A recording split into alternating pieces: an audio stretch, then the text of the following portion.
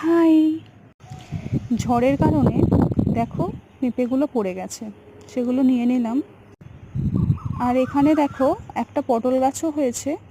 ফেলে দেওয়া সবজির খোসার মধ্যে পটলের দানা পড়ে কিন্তু হয়েছে।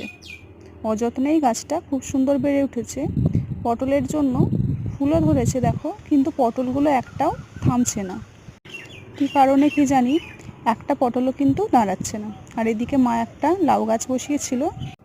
এদিকে দেখো উচ্ছে গাছও আছে, আমি একটা উচ্ছে পেরে নিলাম।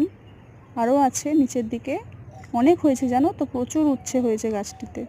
এই যে এখান থেকে একটা নিয়ে নিলাম, এখান থেকেও নিয়ে নিলাম।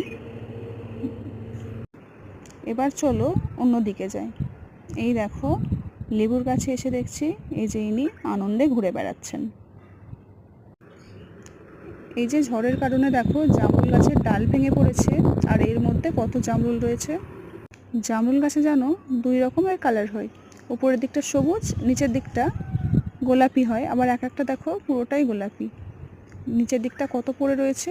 এই যে মা এখান থেকে দেখো কুলেখাড়া শাক তুলে নিচ্ছে। আর এই যে এতগুলো তুলেছে, আজকের হারভেস্ট এই যে। বাই, আজকে আসি।